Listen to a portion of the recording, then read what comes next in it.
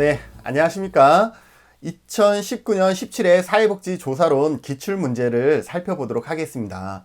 지금 살펴볼 내용은 39번 문항부터인데, 조사론 문항이 원래 26번부터 시작이 되었는데, 왜 39번부터냐 하면, 우리가 영상이 너무 길다 보니까 38번까지를 앞 영상에 담았고, 39번부터 이번 영상에 담으려고 하고 있습니다. 그래서 혹시 38번까지의 기출문제 풀이를 보지 못하신 분은 앞에 영상을 먼저 보시고 이쪽으로 오셔야 앞에 설명했던 부분들이 반복 설명하지 않더라도 여러분들이 쉽게 문제를 해결할 수가 있겠죠. 그래서 앞에 영상을 링크를 걸어 둘 테니까 보고 다 보시면 39번 같이 풀어보시도록 하겠습니다. 자, 39번. 여기도 또 설명할 부분들이 또 있습니다. 어렵네요. 그죠?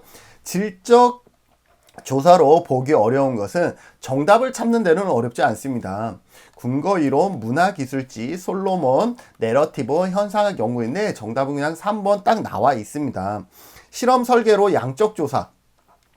실험 설계로 양적 조사에서 많이 이루어지는 연구이죠. 솔로몬 같은 경우는 통제 집단 사전 사후, 랜덤으로 두 집단을 뽑고 통제 집단 사전 사후 설계와 통제 집단 사후 설계, 통제 집단 사전을 하지 않는 거죠. 사후 설계, 이렇게 네 집단을 해서 내적 타당도가 가장 높은 그런 어떤 설계죠. 반면에 4개의 집단까지 구성을 해야 되기 때문에 집단 구성이 어려워서 잘 이용되지는 않는 그러한 연구 모델이라고 보시면 될 것 같습니다. 그래서 질적조사로 보기 어려운 것, 솔로몬 설계는 답을 찾는 데는 어렵지 않았다라는 것 여러분들 기억하시면서, 자, 근거 이론과 요즘 질적 연구에 대해서 상당히 많이 관심을 갖고 있습니다.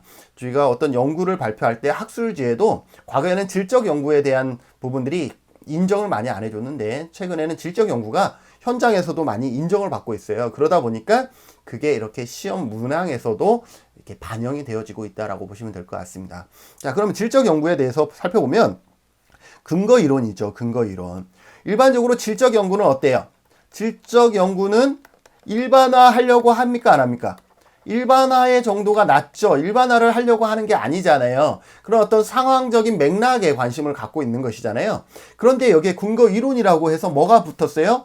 이론이라는 단어가 붙었죠. 그래서 일반적으로 질적 연구가 갖고 있는 것에서 조금 더 나아가서 어떻게 하고 있어요? 질적 연구인데도 불구하고 뭘 하려고 하고 있다? 이론화를 추구하고 있다라는 것이죠.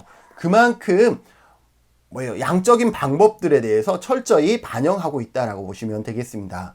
그 다음에 문화기술지. 자, 문화기술지는 어떤 것이냐면 특정 문화 속에서 직접 참여해서 살아가면서 문화를 기술하는 것이죠. 자, 똑같은 상황을 보더라도 우리가 듣는 것이랑 같이 살아가는 것이랑 다르겠죠. 우리 제주도의 해녀가 상당히 가치가 있는 그런 문화라고 세계적으로 인정을 받고 있는데, 해녀들을 상대로 만나서 대화하면 상당히 재미있습니다. 저도 해녀 어르신들과 대화하는 것을 되게 많이 하는데 내가 모르는 부분들에 대해서 또 다른 우주의 세계를 경험하고 있는 그런 느낌이에요. 그런데 이건 듣는 것이고, 내가 정말 그들과 생활하면서 같이 물질도 한다 그러면 또 다른 내가 느끼지 못했던 것들을 느끼게 되겠죠. 그렇게 그 문화 속에서 살아가면서 그 문화 속에 살아가면서 문화를 기술하는 것, 해녀 문화라든지 이런 문화를 기술하는 것을 문화기술지 연구라고 보시면 될 것 같습니다. 자, 내러티브. 자, 내러티브라는 것은 어떤 개인에 관한 조사 문제를 어떻게 하는 거예요? 조사 문제나 주제를 내러티브, 이야기하는 방식으로 서술하는 것이 내러티브 연구입니다. 현상학 연구는 어떤 경험이나 본질에 내포된 의미를 탐구하는 연구입니다. 어떤 경험이나 본질에 내포되어 있는 것, 어떠한 말 그대로 현상이죠. 어떤 경험이나 본질을 다른 말로 하면 현상에 내포된 뭘 탐구한다? 네, 의미를 탐구하는 연구가 뭐다? 현상학 연구다라고 보시면 되겠습니다. 그래서 이러한 질적 연구, 이거 말고도 또 다양합니다. 참여 연구라든지 이러한 다양한 것들이 있기 때문에 여러분들이 질적 연구에 대해서도 여러분들이 관심 가져주시면 좋을 것 같습니다. 자, 40번. 다음에 설명하고 있는 타당도입니다. 타당도. 타당도도 우리가 한두 문제는 나오는 것 같아요. 두 문제까지는 아니더라도 시험마다 한 문제 정도는 나오는데, 자, 최근에 개발된 불안 척도를 사용하여 불안으로 치료 중인 집단과 이미 치료를 받고 있는 집단과 일반 집단의 불안 수준을 측정하였다. 그러니까 일단 두 집단이 있는 거네요. 두 집단. 측정 결과 치료 집단의 평균이 일반 집단의 평균보다 통계적으로 유의미하게 높았다. 통계적으로 유의미하게 높았다. 라고 되어 있습니다. 자, 그럼 이 문제를 풀기 위해서는 어떤 타당도의 유형에 대해서 우리가 살펴봐야 될 텐데, 타당도에는 영상 잠깐 끊고 메모하고 할까요? 네. 네, 살펴봅시다.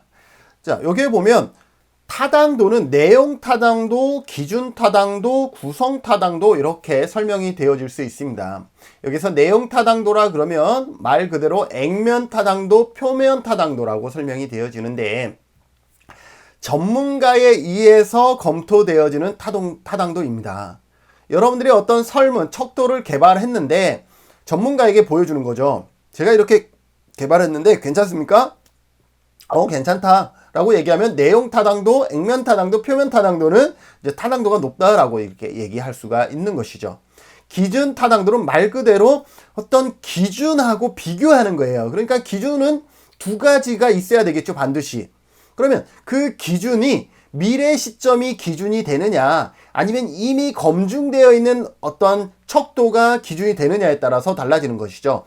예측 타당도는 미래 시점이 기준이 되어서 내가 지금 점수를 매긴 이 점수와 미래의 어떤 상황과 상관관계가 높으면 예측 타당도가 높다라고 얘기할 수가 있고, 그러려면 미래까지 기다려야 되잖아요.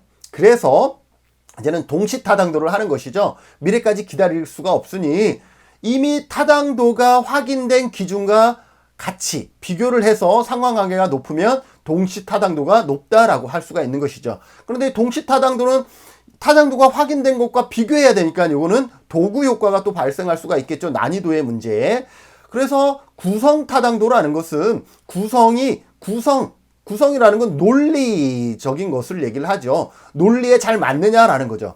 이해 타당도는 그 논리 중에 가장 기본이 되는 어떤 이론이 기대와 실제 분석 결과값이 얼마나 일치하느냐, 이론과 실제 값이 얼마나 잘 부합하느냐, 이게 이해 타당도이고, 수렴 타당도는 같은 개념을 측정했다 그러면 그 결과가 같이 나와야 되겠죠.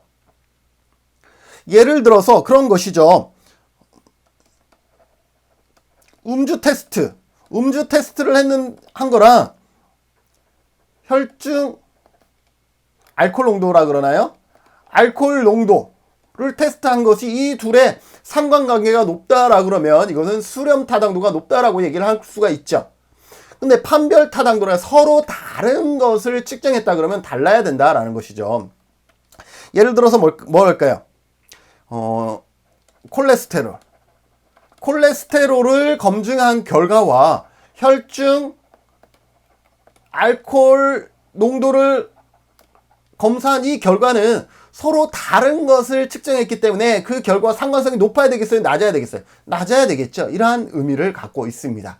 자, 그러면 이것을 갖고 문제를 풀어보도록 하겠습니다. 최근에 개발된 불안 척도를 사용하여 불안으로 치료 중인 집단과 일반 집단의 불안 수준을 측정하였다. 일단 두 집단을 측정하였죠.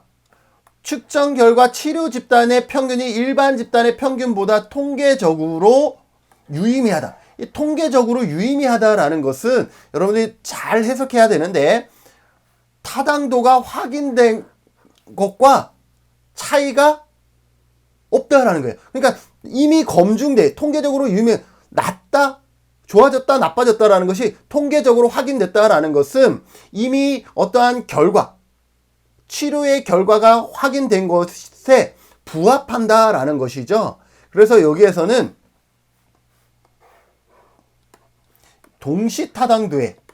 동시타당도에 대한 설명인데 동시타당도가 여기에 없기 때문에 그거보다 동시타당도를 포함하고 있는 뭐다?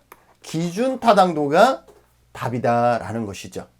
여기에서 보세요. 액면타당도 전문가의 얘기가 없었죠. 그리고 구성타당도의 이론에 대한 얘기가 없었고 같은 개념을 측정하고 있는 또 다른 것에 대한 얘기가 없었습니다. 판별은 당연히 없었고요. 그래서 정답은 3번 기준 타당도에 해당한다라는 것. 자, 41번 단일 사례 설계 중 다중 기초선 설계에 관한 설명으로 옳지 않은 것입니다. 단일 사례 설계도 시험에 한 문제 정도는 반드시 나오고 있는데 단일 사례 설계에서 중요한 것은 A 값과 B 값이라 그랬죠. A는 기초선 단계예요. 그러니까 개입 전 단계를 얘기를 하고 B는 개입을 얘기합니다. 그래서 단일 사례 설계는 A, B 설계, 기초선을 먼저 하고 그 다음에 개입의 수준을 파악하는 것이고 이 A, B, A도 있죠. 단일 사례 설계에서는 A, B, A 설계도 있습니다. 개입 전에서 개입을 한 다음에 상태를 봤더니 변화가 됐는데 그 변화가 B 때문에 변화된 것인지 아닌지를 모르기 때문에 B, 개입했던 것을 철회하는, 그래서 다시 기초선 단계, 아무 개입이 없는 기초선 단계로 가는 ABA 설계와 ABAB 설계가 있습니다. 이거는 B, 개입했던 것을 어떻게 철회하고 있죠. 다시 A, 기초선 단계로 가고 있죠. 그래서 개입을 어떻게 하고 있다? 철회하는 방법이다라는 것을 기억해 두시고, 자, 그러면 반드시 기초선, 지금의 상태를 먼저 파악한 다음에 개입을 하느냐? 그렇지 않다라는 거죠. BAB 설계도 있다라는 것이죠. 지금 응급한 환자인 경우는 지금의 상태를 테스트하기 전에 바로 심폐소생술부터 바로 들어가야지 지금 심폐소생술을 해야 될지 안 해야 될지 이러한 것들을 따지면 생명이 이미 위험한 수준으로 바뀐다라는 거죠. 그런 경우 위기 상황에서는 바로 개입부터 할 수도 있다라는 것을 얘기를 하고 있습니다. 그리고 여기에서 끝나느냐? 네, 다중 요소 설계라 그래서 A, B, C, D 설계도 있습니다. 다중 요소. 개입을 B 하나만 하는 것이 아니라 다양하게 개입을 한다라는 것이죠. B, C, D 다양하게 개입을 하는 것이죠. 여기에서는 순서 효과라든지 이월 효과가 발생할 수가 있겠죠. B를 먼저 하느냐 C를 먼저 하느냐에 따라서 효과의 정도가 달라질 수가 있고, B와 C에서는 효과가 없었는데 D에서 효과가 확 드러났어. 그러면 그게 B와 C는 효과가 없고 D가 효과가 좋은 것이다 라고 얘기할 수 있느냐? 그게 아니라 B에서 상담하고 C에서 교육하다 보니까 D의 프로그램에서 그게 확 마치 모주기 5년 동안 자라지 않다가 5년 후에 이 하루에 1m씩 자라는 것처럼 그러한 어떤 이월 효과에 의한 것이 아니냐, 이러한 부분들이 여기에서 제기되는 어떤 퀘스천 마크 라고 생각하시면 될 것 같습니다. 그리고 이렇게 단일 사례 설계를 했을 때 이 효과를 검증하는 방법, 효과 검증 방법에는 뭐가 있어요? 네, 어떤 수준 자체가 올라갔느냐, 경향, 우상향 경향에서 우하향 경향으로 바뀌느냐, 우울증이 계속 증가하다가 개입하니까 낮아지고 있느냐, 그 다음에 파동이 아주 기복이 크다가 파동이 잔잔해졌느냐, 그죠? 신경의 어떤 불안 정도가 아주 극에서 왔다 갔다 했다가 이제는 좀 안정화됐느냐, 이렇게 수준과 경향과 파동으로 뭘 볼 수 있다? 효과를 검증할 수 있다. 이런 것들도 같이 참고하셔서 여러분들이 공부하시면 좋을 것 같습니다. 다음으로 다중기초선도 있습니다. 다중기초선 설계라는 것은 둘 이상의 기초선을 설정하는 것이죠. 말 그대로 둘 이상의 기초선을 설정한다라고 얘기를 할 수 있습니다. 그래서 복수의 문제라든지 복수의 대상자 등에 적용할 수가 있겠죠. 어떤 문제나 대상에 따라서 A와 B를 이렇게 설정할 수도 있고 A와 B의 기간, 이렇게 기초선의 기간이 문제나 대상자에 따라서 달라지게 되는 것이죠. 그것을 뭐라 그래요? 다중기초선이다 라고 보시면 될 것 같습니다. 문제를 풀면 다중기초선 설계에 관한 설명으로 옳지 않은 것은 그랬습니다. 내적 타당도 저해 요인을 통제하기 위한 주요 수단으로 개입의 철회를 사용한다 그랬는데, 개입의 철회를 사용하는 것은 다중기초선이 아니라, 여기에 보면 개입의 철회 여기 나와 있죠. ABA 개입했다가 철회하는 것이죠. 그리고 AB도 마찬가지 개입했다가 철회하는 그러한 방법을 사용하는 것은 ABA 설계가 개입을 철회를 하는 방법이다 라고 보시면 되겠습니다. 그래서 옳지 않은 것은 정답은 1번이 되겠습니다. 2번, 일부 연구 대상자에게 개입의 제공이 지연되는 문제를 갖는다. 자, 여기 보세요. 이쪽에 보시면, 다시 이쪽으로 오시면 스몰 a, 기억이라는 사람은 이만큼 기초선을 이만큼만 잡았는데, 니은이라는 사람은 기초선을 엄청 다중 기초선이기 때문에 길게 잡고 있죠. 그러면 니은의 입장에서는 어때요? 개입의 제공이 지연되는 문제를 갖게 되는 건 맞죠. 그래서 맞습니다. 세 번째, 연구 대상자의 수가 증가할수록 내적 타당도는 증가한다. 일반적으로 대상자가 증가하면 증가할수록 어떻게 되겠어요? 이 케이스도 이 프로그램이 맞네. 이 케이스도 이 프로그램이 맞네. 그러나 이러한 문제를 가진 경우는 대상자가 어떤 유형의 대상자가 오더라도 맞네. 이렇게 되는 거죠. 지금 코로나19 백신 같은 경우도 어때요?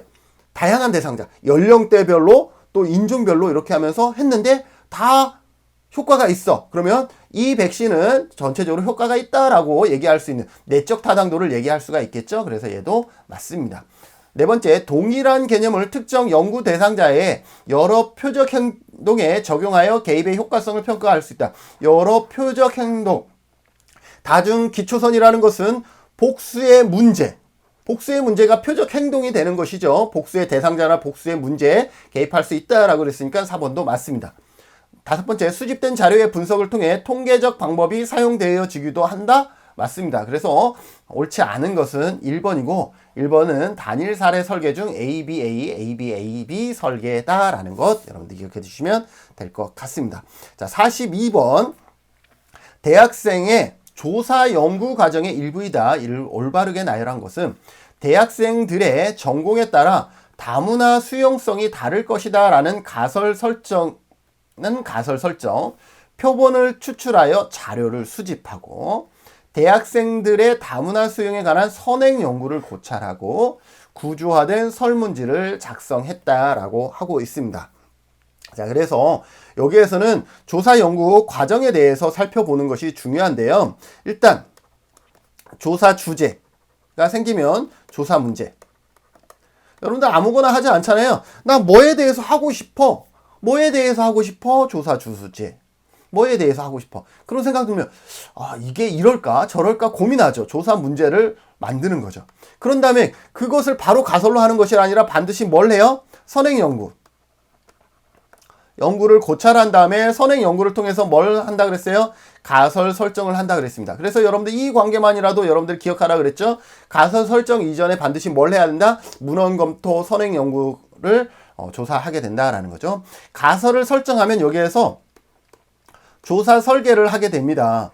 여기에서 여러분들이 조사 설계에는 어떤 것이 있겠어요? 우리가 배웠던 어떤 표본의 크기를 결정하고 표집 방법도 찾고 조사 기간도 설정하고 뭐 이런 것들 그렇죠. 여기에 조사 도구도 여기에 있고 그런데 이 조사 도구 조사 설계를 해서 여기에 조사 도구 이렇게 적을 수도 있죠. 조사 도구를 설정하고 자료를 수집하고 수집한 것을 분석하고 분석한 것을 바탕으로 보고서 작성. 이렇게 하면 끝나는 것입니다. 자, 그래서 선행 연구 고찰과 가설 검증 뭐가 먼저예요? 선행 연구 고찰이 먼저예요. 그죠? 그래서 디귿 다음에 어쨌든 기억이라는 것이 옵니다. 가설을 검증한 다음에 어떻게 하겠어요? 자료를 수집이 먼저겠어요? 설문지 작성이 먼저겠어요? 설문지가 먼저겠죠. 그래서 리을이 먼저이고 자료 수집이 맨 마지막. 이렇게 되겠네요. 자, 43번. 지역사회 보장 계획서를 수립하기 위하여 포함될 수 있는 조사를 모두 고른 것은 그랬습니다. 자, 지역사회 보장 계획은 지역사회 복지론에서 여러 문제가 나오는데 거기서만 나오는 게 아니라 이젠 조사론까지 나오겠네요. 지역사회 복지론은 지역사회 보장 계획은 반드시 기억해야 되겠다. 보장 계획은 4년에 한 번씩 수립하게 된다. 자, 조사를 모두 고른 것. 자, 그래서 기억부터 보면 자치단체장의 정책 공약 관련 자료의 내용을 분석한다. 그렇죠. 이런 분석을 하면 방향들을 우리가 조금 같이 갈 수가 있겠죠. 그래서 중요합니다. 지역 주민의 욕구 파악을 위한 서베이. 당연히 지역 사회보장 계획이기 때문에 지역 주민들의 욕구라든지 또 지역 주민들이 정의하고 있는 문제가 뭔지 이런 것들을 파악하게 됩니다. 디귿 복지 전문가 대상 초점 집단 면접. 네, 그런 지역 주민의 의견을 듣고요. 그리고 사회복지 현장이라든지 문화, 예술, 체육 이러한 교육, 보건 다양한 분야의 전문가들을 만나서 초점 집단 면접 FGI를 실시하게 되는 것이죠. 질적 연구에 해당되죠. 이것들도 같이 하게 됩니다. 맞습니다. 질적 자료 수집을 위한 구청 업무 담당자 심층 면접도 한다. 이것도 맞습니다. 그래서 지역사회 보장 계획은 다양한 방법의 어떠한 그 욕구 조사 이러한 부분들을 전부 다 아우르고 있다라고 생각하셔도 될 것 같습니다. 자, 44번. 할당 표집 추출 방법에 대한 설명으로 옳지 않은 것은 그랬습니다. 자, 표본 추출. 자, 조사론 같이 한번 해볼까요? 어떤 모집단이 있습니다. 우리가 연구하고 싶은 전체 집단을 모집단이라 하고 이 모집단의 값을 모수라 그럽니다. 기억해 두세요. 그런데 이 전체가 많으면 많을수록 전체 집단을 한꺼번에 연구하기가 어려워서 전체 집단을 대표할 수 있는 이러한 표본을 샘플링해서 이 표본 연구를 하게 됩니다. 그래서 모집단, 전체 집단을 연구하는 것을 전수조사라 그러고 표본을 갖고 연구를 하는 것을 표본조사라고 합니다. 그럴 때 이 전체에서 표본, 예를 들어서 300명이라고 하면 300명을 추려내는 이것을 300명을 추려내는 것을 우리는 표집이라고 합니다. 표집.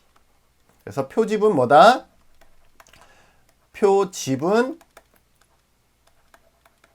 표본 추출이다. 표본을 추출하는 것을 표집이라고 얘기를 하고 이 표본을 추출하는 표집 방법이 있습니다. 이 표집 방법에는 확률 표집 방법과 비확률 표집 방법이 있는데 잠깐 쓰고 같이 하도록 하겠습니다.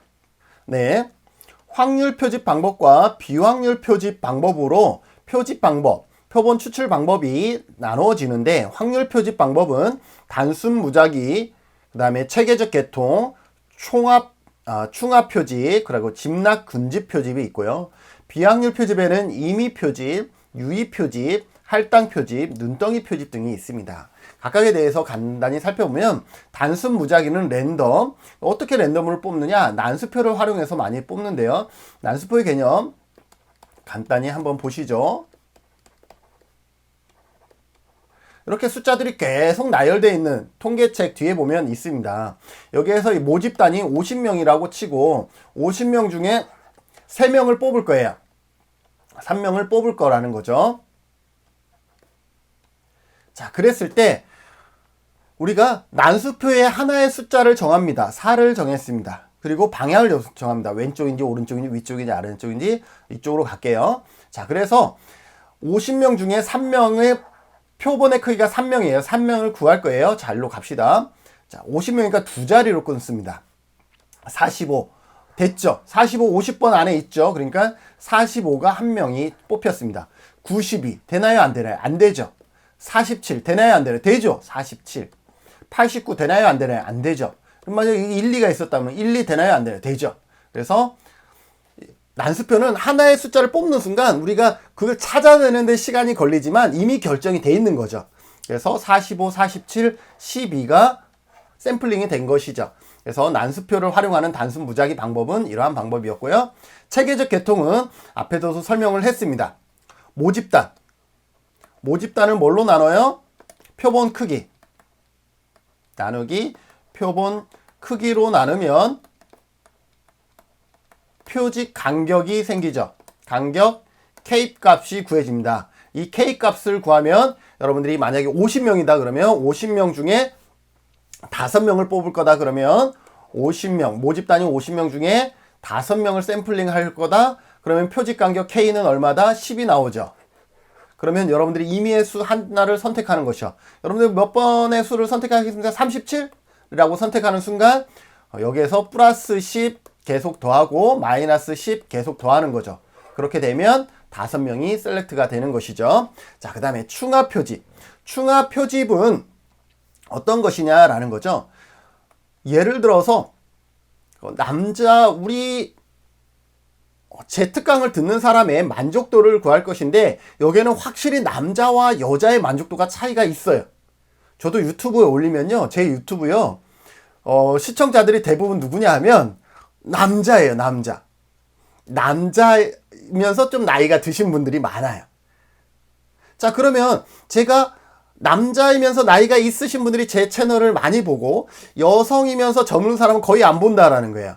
자, 그러면 내가 이러한 내용을 알고 있다 그러면 나의 만족도 검사를 하려 그러면 좋게 나오려 그러면 누구 위주로 하면 되겠어요? 남성 위주로 하게 되면 좋은 값을 유도할 수가 있고 그렇겠죠.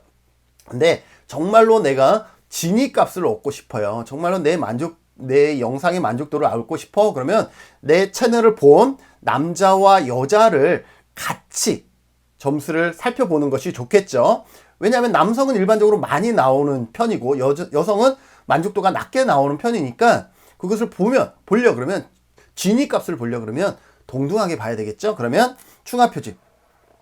남자와 여자로 이렇게 층을 나눈 다음에 남자에서 예를 들어서 50%, 여자에서 50% 이렇게 표본을 각각 뽑는 거예요. 이렇게 해서 층을 나눠서 표집한다 그래서 충합 표집 방법인데 여기에서 남자 50%, 여자 50%를 뽑을 때의 방법이 어떤 방법이냐 하면 방금 설명했던 단순 무작위나 체계적 계통 방법으로 이 50%를 뽑으셔야 돼요. 그러면 충합 표집이 되고 똑같이 이렇게 층을 나눴는데 단순 무작위나 체계적이 아니라 여기에서 잠시 후에 설명할 건데 임의나 유입으로 뽑으면 이것은 뭐가 된다? 할당 표집이 된다라는 것이죠. 그래서 충합 표집과 할당 표집은 같은데 그 남자와 여자를 표집할 때 확률 표집 방법인 단순 무작위냐 체계적 계통으로 뽑으면 충합 표집이 되는 것이고 비확률 표집 방법인 임의 표집이나 유의 표집으로 뽑으면 할당 표집이 된다라는 거 기억해 두십시오. 집락 표집은 예를 들어 우리나라의 초등학교 학생들의 지금 비대면 수업의 만족도에 대해서 조사를 할 건데 우리나라 초등학교 수가 너무 많잖아요. 그죠?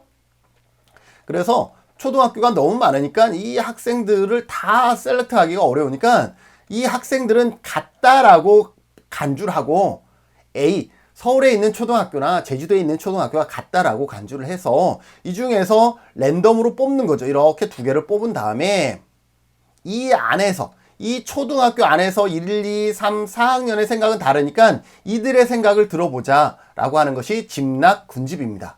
자, 이랬을 때 충하와 집락 군집은 충하는 집단 간 남자와 여자가 같다라는 거예요, 다르다라는 거예요. 다르다라는 거죠. 그래서 집단 간은 이질적이고 집단 내는 동질적이라는 거죠. 여러분들 그림 그리면 이해하기 쉬워요. 안 그러면 혼란스럽습니다. 자, 집락은 어때요? 서울과 제주도가 같기 때문에 이렇게 하나만 뽑는 거잖아요. 모든 초등학교를 다 할 수가 없기 때문에 서울과 제주도가 같다. 그래서 집락 표집은 집단 간이 동질이에요. 그런데 집단 내는 혹시 다를 수 있으니까 집단 내에서 남자나 여자라든지 1, 2, 3, 4학년의 생각을 들어보는 집단 내는 이질적이다라고 이것까지 같이 기억을 해 두시고요. 자, 이제 비확률 표집 방법으로 가겠습니다. 비확률 표집과 표집에 임의 표집과 유의 표집도 자주 언급이 되는데 둘 다 비슷한 것 같은데 달라요. 그게 뭐냐면 임의 표집은 여기 좀 지울게요. 임의 표집은 말 그대로 편의에 의해서 뽑는 거예요. 김준은이 어떤 표집을 하려고 그랬더니 알고 있는 정보가 별로 없어요. 그런데 관광객을 대상으로 뽑을 거야. 그러면 그냥 공항에 가서 관광객이십니까? 네, 맞습니다. 설문지 해주세요. 그냥 이렇게 하는 거예요. 아니면 만족도 조사를 해야 되는데 지금 여기 앉아있는 몇 사람 있어. 이분들 위주로 만족도를 하는 거예요. 말 그대로 나의 연구자의 편의에 의해서 하는 것을 편의 표집이라 그러고, 유의 표집도 마찬가지. 연구자의 편의가 있긴 하지만 이 편의보다 뭐가 더 높아요? 모집단의 특성을 너무 잘 알고 있는 거예요. 모집단의 특성을 알고 있기 때문에 어떻게 해야 돼? 그 모집단의 특성에 맞게 뭘 하는 거예요? 표집을 하는 거예요. 그런데 특성에 맞게 표집을 하더라도 말 그대로 단순 무작위나 체계적 계통이 아니라 그 안에 나의 뭐가 있어? 편의가 반영됐다라는 거죠. 그래서 유의 판단 표집은 모집단의 정보를 알고 있을 때라고 되어 있습니다. 모집단의 정보를 알고 있으면서 편의적으로 뽑는 것을 뭐라 그런다? 유의 판단. 내가 판단해서 뽑는 거예요. 내가 판단해서. 그래서 판단 표집이다라고 보시면 되겠습니다.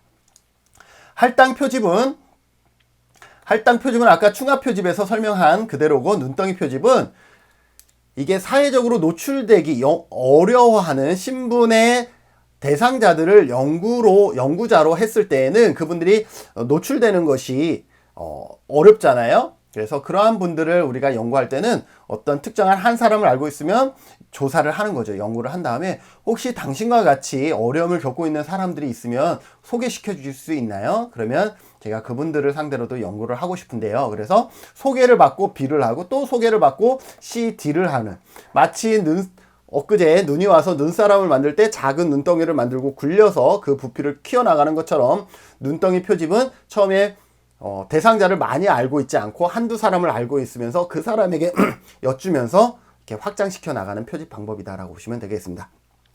자, 44번 문제를 풀겠습니다. 할당, 이 중에서 할당 표집이에요. 할당 표집. 이번에 문제 풀면서 확인해보죠. 연구자는 옳지 않은 것이에요. 연구자는 모집단에 대한 사전적 지식을 가지고 있어야 된다. 교수님, 사전적 지식을 가지고 있는 거 아까 유의 판단 표집이라고 하지 않았나요? 라고 하는데, 여기에서 여러분들 충합 표집이나 할당 표집은 어때요? 층을 나눴다라는 것은 뭐예요? 그 모집단을 알고 있기 때문에 남자와 여자로 나누거나 아니면 만족도가 높거나 낮은 그런 성향을 가지고 있는 사람들을 나누는 거, 층을 나눈다라는 것은 이미 그 모집단에 대해서 사전 지식을 갖고 있다라는 거잖아요. 무슨 말인지 아시겠어요? 그래서 이것을 유의 판단 표집만 이렇다라고 생각하지 마세요. 층을 나눴다라는 것도 이미 그 안에 사전 지식을 갖고 있다라는 것이니 맞습니다. 이거 헷갈려 하시면 안 되겠죠? 연구자의 편향적 선정이 이루어질 수 있다. 왜 편향적 선정이 이루어지냐면 비확률 표집이거든요. 아까 할당이나 충하의 차이는 뭐라 그랬어요? 층을 나눴는데 할당은 뭐예요? 임의나 유의로 샘플링 한다 그랬잖아요. 그러니까 임의나 유의는 편의가 발생하는 거잖아요. 그래서 편향적 선정이 이루어질 수 있다. 맞습니다. 세 번째, 모집단의 구성 요소들이 표본으로 선정될 확률이 동일하지 않다. 모집단의 구성 요소들이 표본으로 선정된 확률이 동일하지 않다. 비확률 표집 방법이기 때문에 맞습니다. 동일하지 않은 게 맞고요. 네 번째, 표본 추출 시 할당 틀을 만들어서 사용한다. 표본을 추출할 때에 어떻게 한다? 할당 틀을 만들어서 사용한다. 맞습니다. 다섯 번째, 전체 모집단에서 직접 표본을 추출한다. 전체 모집단에서 직접 표본을 추출한다라고 했는데, 전체 모집단에서 직접 표본을 추출해버리면 어떤 문제가 생기겠어요? 남자 50%, 여자 50% 하고 싶었는데 어떻게 되겠어요? 전체 모집단에서 해버리면은 비율이 안 맞겠죠? 그렇기 때문에 전체 모집단에서 표본을 추출하는 것이 아니라 이렇게 층을 나눴기 때문에 이 소집단에서 표본을 추출해야 됩니다. 남자 50%면 남자 500명에서 50%를 하고 여자는 400명에서 50%를 한다든지 이렇게 소집단에서 해야지 전체로 하면 우리가 원래 하고 싶었던 표본의 크기가 나오지 않을 수가 있기 때문에 할당 표집의 경우는 전체 모집단에서 하는 것이 아니라 이러한 소집단에서 해야 된다라는 것 여러분들 기억하셔서 옳지 않은 것은 5번이 되겠습니다. 자, 45번. 표본의 대표성에 관한 설명으로 옳지 않은 것은 입니다. 대표성으로 옳지 않은 것은 무작위로 추출된 표본의 크기는 표본의 대표성과 관계가 있다. 무작위로 추출된 표본의 크기. 표본의 크기는 클수록 대표성이 높거든요. 거기다가 무작위까지니까 상당히 대표성과 관계가 있겠죠. 맞습니다. 충합 표본 추출은 단순 무작위 표본 추출보다 대표성이 높은 표본을 추출하는 방법으로 알려져 있다. 맞습니다. 자, 아까 확률 표집 방법에는 단순 무작위와 체계적 계통과 층하와 집락근집이 있었죠. 자, 그런데 단순 무작위보다 층하가 왜 대표성이 높냐 하면 아까 할당 앞번 문항에서 할당 표집은 뭐예요? 모집단의 특성을 알고 있다 그랬죠. 층하도 마찬가지예요. 층을 나누려면 뭘 알고 있어? 모집단의 특성을 알고 있기 때문에 층을 나눈 거잖아요. 그렇기 때문에 더 뭐 할 수 있어요? 대표성이 높다라는 거예요. 굳이 층을 나누는 것은 일인데 더 많은 번거로움인데도 불구하고 층을 나눴던 것은 모집단을 알고 있기 때문에 더 정확한 연구를 하기 위해서 층을 나누는 거잖아요. 그래서 대표성이 더 높습니다. 맞아요.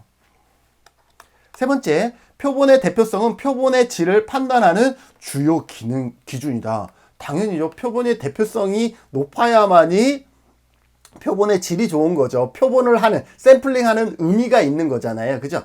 예를 들어서 여러분들이 찌개를 끓였는데 소금을 놓자마자 떴어요. 그러면 이게 떠먹는 의미가 있어요? 없어요? 없죠. 짜겠죠. 어떻게? 잘 휘저어서 랜덤으로 떠먹었을 때 간을 보는 의미가 있겠죠. 그래서 얘도 맞습니다. 4번 동일 확률 선정법으로 추출된 표본은 모집단을 완벽하게 대표한다? 이게 맞지가 않습니다. 동일 확률 선정법으로 추출된 표본은 모집단을 완벽이라는 것은 없습니다. 단순 무작위도 완벽하지 않고요. 충하도 완벽하지 않습니다. 그래서 완벽할 수는 없습니다. 그래서 틀렸고요. 5번째, 모집단의 동질성은 표본의 대표성과 관계가 있다라는 거죠. 모집단이 다 똑같은 A의 성향을 갖고 있는 사람들이야. 그러면 여기에서 이렇게 뽑든 어때요? 대표성을 반영할 확률이 더 크죠? 그래서 모집단의 동질성은 표본의 대표성과 관계가 있다? 맞습니다. 자, 46번입니다. 변수에 관한 설명으로 옳지 않은 것은 그랬습니다. 변수는 뭐예요? 두 가지 이상 변하는 수의 관계로 이루어졌다라고 얘기를 했죠. 1번, 직접 관찰할 수 있는 것들만 측정한 것이다. 옳지 않은 거? 그냥 정답 요거 1번이라 바로 1번으로 하겠습니다. 왜? 변수는 우리가 우울증이라든지 자존감이라든지 이러한 것은 직접 관찰하기가 어려워서 우리가 척도라는 것을 만들어서 관찰하고 있잖아요. 5점 리커트 척도라든지. 그래서 옳지 않은 것은 1번입니다. 그래서 경험적으로 측정할 수 있는 개념이라야 되고 변수의 중요한 속성, 측정 가능해야 된다. 조작적 정의의 결과물이어야 한다. 그죠? 2개 이상의 속성을 가져야 한다. 연속형 또는 비연속형으로 측정될 수도 있다. 전부 다 맞습니다. 자, 47번. 다음 중 옳지 않은 것은 그랬습니다. 옳지 않은 것. 1번. 우편 설문. 원래 표본으로 추출된 응답자가 응답하지 않을 수 있다. 맞습니다. 저도 석사 논문은 우편 설문으로 했는데 한 3번 정도 우편 발송을 재발송하고 했어요. 그래서 회수율이 낮다. 우편 설문의 가장 큰 단점은 회수율이 낮다라는 겁니다. 그래서 이 회수율을 높이려고 어떻게 해요? 반송용 봉투를 사용한다. 이것도 같이 기억해 두세요. 최근에는 안 나오지만 과거의 시험에서는 상당히 많이 나왔던 그런 문항입니다. 2번째, 실험 설계. 개입을 제공하기 전에는 종속 변수의 측정이 사실상 불가능하다. 이게 좀 애매한데 개입을 하기 전에 종속 변수의 측정이 사실상 불가능하나요? 그렇진 않죠. 우리가 보통 보면 이러한 설계 되게 많았잖아요. 랜덤으로 뽑고 사전 검사하고 사후 검사하고 이렇게 했잖아요. 자, 이게 5가 종속 변수거든요. 종속 변수 어때요? 개입하기 전에 독립 변수, 개입, 독립 변수 투입하기 전에 어떻게 하고 있어요? 종속 변수를 측정하고 있죠. 그래서 사실상 불가능하다. 옳지 않은 것은 2번이 정답이네요. 불가능한 것이 아니라 가능합니다. 그래서 2번이 정답입니다. 관찰은 비언어적 자료 수집이 가능하고요. 비반응성 자료 수집은 연구 대상자의 반응성 오류를 피할 수 있다. 맞습니다. 비반응성 자료라는 것은 연구자와 조사자 간의 반응을 야기하지 않는 그러한 자료 수집 방법입니다. 일반적으로 2차 자료라든지 내용, 어떤 분석 있죠? 신문이라든지 책, 이러한 것은 이 책을 쓴 사람과 나하고 관계해야 안 해요. 전혀 반응하지 않잖아요. 그래서 반응성의 오류를 피할 수가 있다라는 거죠. 반응성의 오류, 이게 비반응성이고, 반응성의 오류는 말 그대로 반응함으로 인해서 발생하는 오류입니다. 이런 거죠. 자, 설문지가 있어요. 근데 내가 면접을 할게요. 면접이라고 합시다. 자, 이분이 뭐라고 얘기를 했어요? A라고 얘기를 했는데 그것을 기록하는 사람은 결국은 B인 나이죠. 그럼 여기에서 뭐가 반응성이 들어간다라는 거예요. 반응성이. 이해되세요? 그래서 이 책이나 이러한 것을 줄일 수가 있다라는 것이에요. 자, 5번째, 대인 면접 설문에서 방문 조사원에 의해 보충적인 자료가 수집될 수 있다. 수집될 수가 있죠. 그래서 정답은 2번이 되겠습니다. 48번, 측정의 4등급. 사례 가능한 통계 분석의 연결이 옳지 않은 것은. 저 측정의 4등급이 이게 문제 읽으면서 이게 뭐지? 순간 딱 했습니다. 자, 측정의 4가지의 단계가 있죠. 그래서 명목 수준이 있고, 서열 수준이 있고, 등간 수준이 있고, 비율 수준이 있잖아요. 이것을 얘기하는 거예요. 4등급. 이거와 사례와 가능한 통계 분석 연결이 옳지 않은 것은 그랬습니다. 명목은 말 그대로 명목상 번호가 부여되는 거죠. 부여되는 것. 어떤 종교라든지 지역이라든지 이러한 부분들이 여기에 해당이 되고요. 서열은 기억하세요. 학점, 등수, 리커트, 척도 이런 거예요. 자, 등수 1등하고 여러분들 달리기 했어요. 1등하고 2등하고 3등이 간격이 같은가요? 숫자는 1, 2, 3이긴 하지만 1등하고 2등 차이가 1초밖에 차이 안 나는데 2등하고 3등 차이는 1분이 차이 날 수가 있잖아요. 이 간격이 같다라고 얘기할 수가 없죠. 학점도 마찬가지예요. A 학점과 B 학점과 C 학점 같지 않잖아요. 1점 때문에 89점인 경우 억울하잖아요. 그죠? 86점과 89점은 같은 학점인데 이 사람의 수준이 같냐? A 학점과 등간이냐? 이렇게 얘기할 수가 없죠. 그래서 서열 수준이다라는 거. 등간인 경우는 많지 않습니다.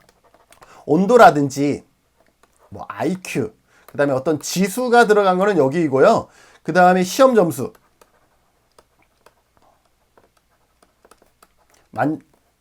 만족도 이런 거예요. 여기에 보면 시험 점수나 만족도가 0일 수 있는데 이 0은 시험 점수가 0이라 그래서 그 분야의 지식이 없냐? 그건 아니죠. 만족도가 0이라 그래서 그럼 만족도가 아예 없는 거냐? 이러한 개념은 아니잖아요.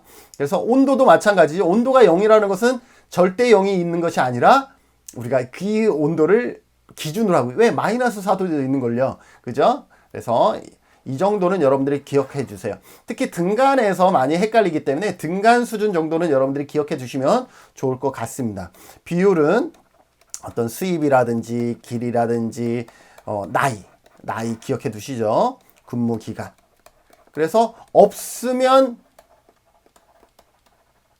제로가 되는, 즉 다른 말로 절대 0이 존재하는 이것을 여러분들이 기억해서 구분해 주시면 좋을 것 같습니다. 이걸 갖고 문제를 풀어보죠. 48번. 자, 1번. 명목 등급입니다.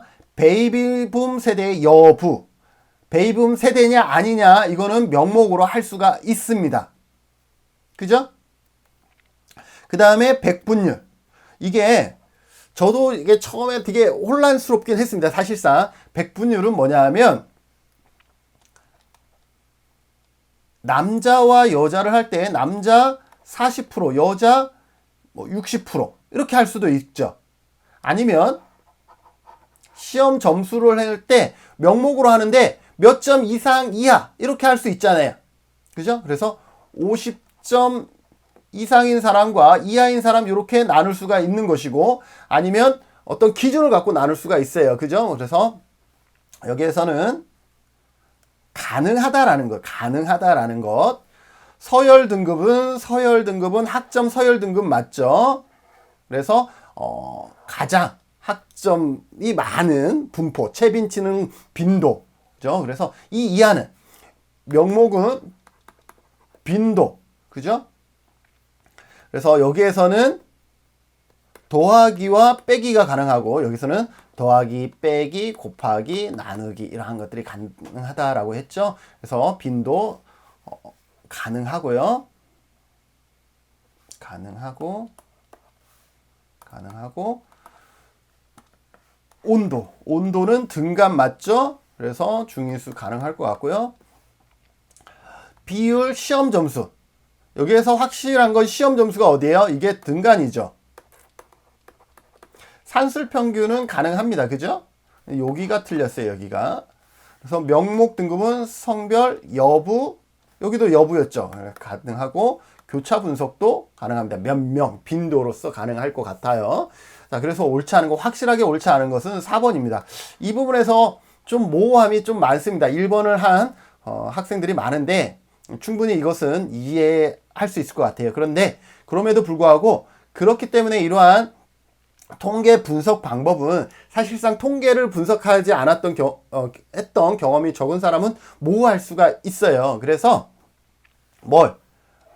요 부분을 더 철저하게 암기하시면 아직까지는 그래도 문제 해결에 어려움은 없더라고요. 그래서 지금 여기에 판서한 정도만이라도 여러분들이 꼭 기억해 두시면 좋을 것 같습니다. 자, 49번 표본 추출 과정을 올바르게 나열한 것은 그랬습니다. 자, 표본 추출 과정입니다. 가장 중요한 것은 일단 모집단을 확정해야 되는데, 연구를 하려고 그러면 일단 모집단이 있어야 되는 것이기 때문에 모집단을 확정한다. 기억이 가장 먼저일 것 같습니다. 다음에는 표집 틀을 설정합니다. 모집단 틀을 설정을 하는 거죠. 1번부터 전체의 표집 틀을 설정을 하는 것이고요. 자, 그런 다음에 세 번째는 뭐냐면 표본 추출 방법을 결정합니다. 확률로 할 것인지 비확률로 할 것인지를 결정을 합니다. 추출 방법. 자, 표본 추출 방법을 결정한 다음에 뭘 해요? 표본 크기를 결정하는 겁니다. 표본 크기를. 이것을 확률로 할 거면 어떻게 해요? 뭐 좀 적어도 되겠지? 아니면 비확률로 할 거면 좀 적어도 되겠지? 이렇게 표본 추출 방법을 결정한 다음에 표본의 크기를 결정을 하는 것이지요. 예를 들어서 표본 추출 방법이 눈덩이 표집인데 표본 크기를 300명으로 잡는다. 이거는 모호하잖아요. 그래서 표본 추출 방법을 먼저 결정하고 표본 크기를 결정합니다. 그런 다음에 맨 마지막에 여기에서 보면 표본 추출이 제일 마지막이겠죠. 그래서 이게 5번. 그래서 적어도 기억이 1번이고 디귿이 맨 마지막이라는 것 정도는 우리가 알 수 있을 것 같아요. 기억이 맨 앞에고 디귿이 맨 뒤에다라는 것은 우리가 요 중간의 부분을 몰라도 답을 찾을 수가 있을 것입니다. 그래서 시험이라는 것은 그것을 정확하게 알고 있는 것도 중요하지만 답을 찾아 나가는 과정이기 때문에 지금 기억과 디귿이 맨 앞과 맨 뒤라는 정도만 여러분들이 아셔도 충분히 이 문제는 풀 수 있는 것이다 라는 것 여러분들 기억해 두시고 절대 포기하시지 말라라는 거죠. 문제 안에 답이 있을 수 있다라는 것. 자, 5번째, 측정 및 측정 도구에 관한 설명으로 옳은 것을 모두 고른 것은 그랬습니다. 측정. 우리가 아까 척도라는 단어도 많이 썼는데 지금은 측정이라는 단어를 쓰고 있죠. 측정은 값을 부여하는 것, 값을 매기는 것입니다.